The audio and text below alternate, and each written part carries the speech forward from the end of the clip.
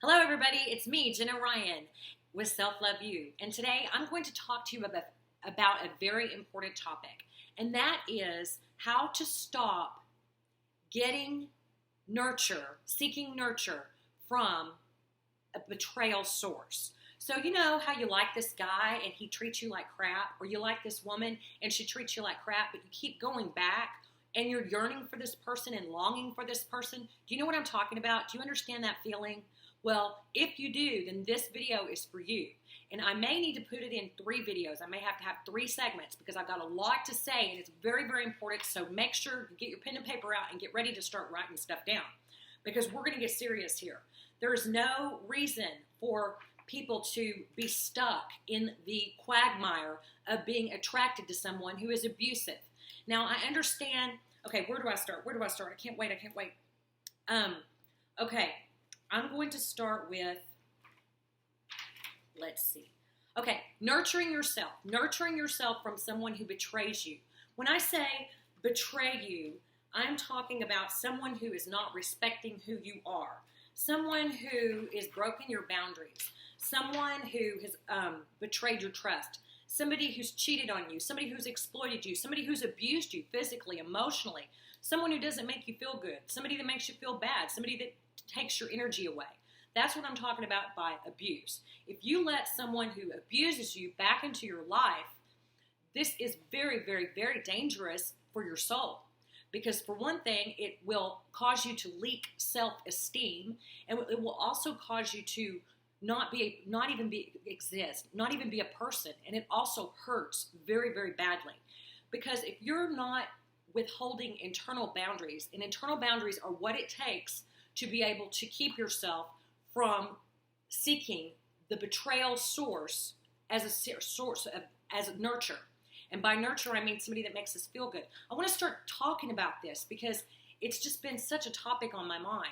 Now, a lot of us that have had trouble with self-love and loving ourselves and finding our worth and knowing what we're worth and being assertive and standing up for ourselves and having great boundaries and healing and things like that. A lot of us we've been abused, and as children, we may have had a parent that was unable to love us the way that we really needed to be loved. And that is also considered betrayal. Even though they didn't mean to, even though they weren't conscious of it, most people were not conscious of the abuse. They certainly didn't mean to. Most people are not like that, are not that depraved. But because they didn't get what they needed, they were unable to give you or me, our parents, were not able to give us what we needed. And in that is a form of betrayal. And you have to see it as that. Because a little child, when a child is little, is going to go to a parent no matter what the parent does. Kind of like a puppy dog. Have you ever seen a puppy dog? No matter what the parent does, the child has no one on earth. What is the child going to do? There's only one thing the child is going to do. The child is going to change, and the child is going to deny its own needs in order to please the parent.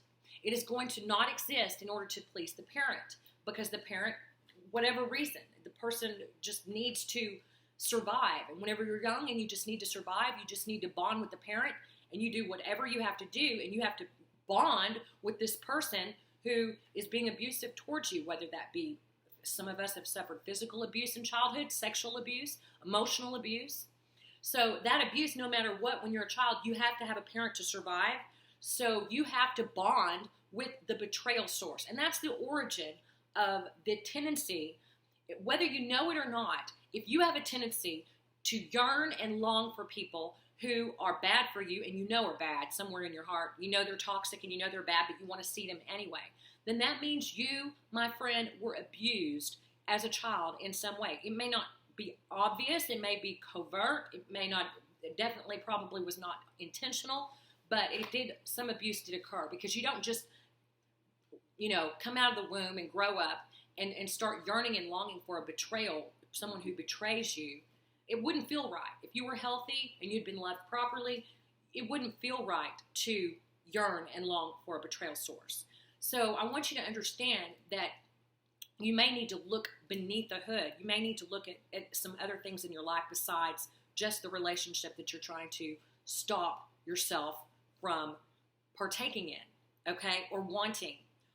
calling someone or reviving a relationship that you know in your heart of hearts is not healthy for you, where you're not getting your needs met, where your boundaries are being violated, where you're being exploited, yet going back to that person time and time again, actually allowing them to emotionally abuse you using the sweet, mean cycle where they're rude and mean and they blow up, and then everything calms down, and then suddenly they become nice again. Or maybe even in one day, they're mean and nice all day. You don't even know who they are. What that does is it causes an addiction to form. What happens whenever perpetrators, and by perpetrator I mean people who are abusive, people who exploit others, people who bust boundaries of others, people who do not deal with their feelings, people who want to take you down and grind you to a powder, as I heard on Understanding Narcissism on YouTube. Oh, that's a great channel. By the way, people that want to hurt you, people that want to take from you, people that hurt you and harm you and abuse you are not your friends. They're not the kind of people that you need to be going around. They're not the kind of people you need to text after having a couple of beers. They're not the kind of people you need to allow back in your home. People that harm you are the people that harm you. And what we have to do is be able to see them for what they really are. I'm not saying all people are bad, they mean to do it. I'm just saying we need to see what's going on so that we can take adequate measures to protect our hearts and protect ourselves, instead of allowing someone with basically a knife come in and just slice us apart. So what we have to do is we have to protect ourselves. We have to shield ourselves. And part of that involves loving yourself enough and having enough self-love inside of your heart already built so that you don't seek nurture, so you don't seek those wonderful, when I think of nurture as, a baby's rocking a baby and you have those good feelings inside, or just what makes you feel nurtured, eating healthy, those good feelings inside. That's nurture. Whoever you run to resolve your pain, to resolve, there's like a nag in your heart, a nag, and it's just like, I need something. And so you go, dun, dun, dun, dun, dun, and you type in the person's phone number, and then you call them, I need you, come back. And then they come back, and they may be nice for a little while. Some will, some won't. Others will just continually abuse you and take advantage of you. And you're just like, okay, I don't care. There's nothing I can do. I'm addicted to this person. The reason you're addicted to this person is these perpetrators, people that bust boundaries, people that are exploitative and abusive, they use an emotional manipulation tactic called, that made me think of something else. They use emotional manipulation tactics in intermittent reinforcement. They use intermittent reinforcement, and that intermittent reinforcement, what it does is it goes down into your heart. And every time, so you don't ever know what you're going to get. Sometimes you might get a nice person, and sometimes you might get a rude person. And it's just like a slot machine. You don't know. And so you're just pulling that handle, trying to get that nice back. And it usually it gets worse and worse and worse, and it's just terrible. If you let someone disrespect you and come back into your life, it's not going to turn out any good. It gets worse and worse. It never gets better. Letting someone disrespect you is absolutely the pathway to worse treatment if you let them back in your house or in your life or in your heart without having the appropriate healing on their part. If they heal, that's a different story. But we're not talking about that right now. We are talking about how to stop nurturing yourself on the betrayal source, on someone who's been bad to you, on someone who's abused you, on someone who's hurt you. And so I'm going to be talking about this over a couple of videos, probably 3 total, I would imagine, because I really want you to understand. I want you to understand that whenever you take someone back who has been abusive towards you, this is the same as abusing yourself. It's just the same but the problem is we can't stop ourselves. How many can I get an amen? I mean, personally, I've gone through this, and I know there's been times where, first of all, I wasn't aware that I wasn't aware, and second of all, I wanted what I wanted, and it didn't really matter. That is because the patterns of relationship were formed in my formative years, when I was in infancy, when I was a little girl, and I went through the traumatic abuse that I went through. That's whenever my relationship patterns were formed, and I'm just repeating them over and over again. So if I want to know how I was treated when I was little, all I have to do is look at the patterns in my relationship today, and it's plain as day. I can see how people are treating me and how I allow them to treat me and continue to do, and I see, oh, they must have done this. Oh, and then it's a wonderful, wonderful way to uncover lies, to uncover truths, and to really help yourself heal. Okay, so I'm so excited. This stuff is so good.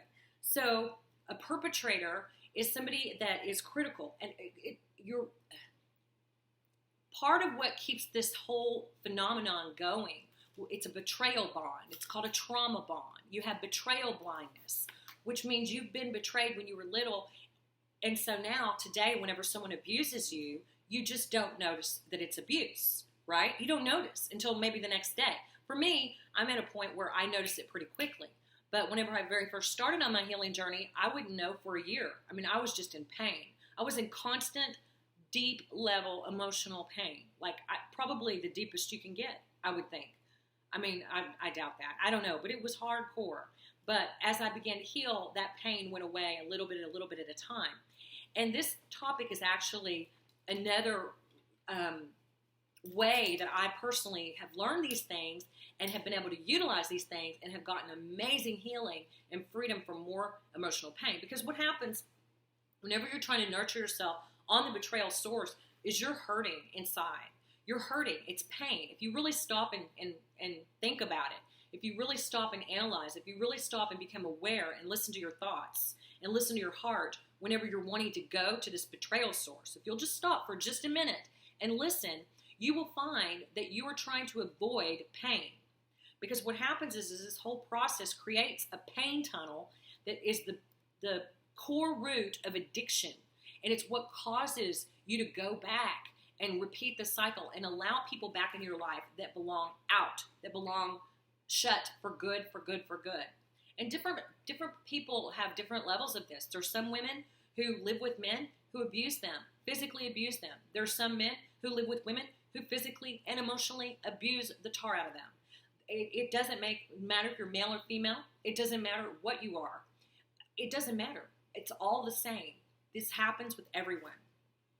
So basically, the whole structure of it is held in place by your own critical parent voice inside that's causing you to and I'm going to try to extrapolate all of these items, but it all kind of comes together. I just kind of throwing it against the wall so y'all can hear it, and then we will get more into detail with it. But it's like your critical parent holds it in place, and it causes you to go back to someone who has abused you and harmed you, and causes you to actually yearn for it because that person has given you nurture in the past. Like, abusers don't come with horns like I'm the devil.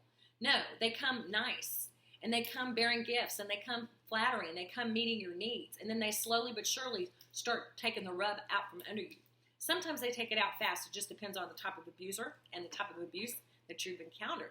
But what you have to do is you have to love yourself enough to walk away. You have to choose yourself. You don't want to have, if you're choosing someone who has hurt you in the past, that means that there's something inside of you that is at war. There's something inside of you that is two-faced. There's something inside of you that is causing you to go and abuse yourself by letting this person come back into your life. Okay? So what you have to do is you have to untangle the self-talk that is creating this problem. And you also have to create new habits for your addiction, because that's what it is. If you're yearning for someone who's unavailable to you or who's abused you in any way, then this means that you need to be healed. You need to love yourself. You need to create internal boundaries. You need to stop the addiction. You need to, it's just like quitting smoking. It's an addiction. And once you replace the old habits of texting him or texting her or whatever it is you do that is addicting and to abusive and unavailable people, then you've got to replace it with something better. Okay, that's all the time I have for today's video. I will do number 2 and number 3 really quickly, and we'll post it. Thank you so much for watching. Please leave me comments. Please like my post, and please share. I'm Jenna Ryan with Self Love You. Talk to you soon.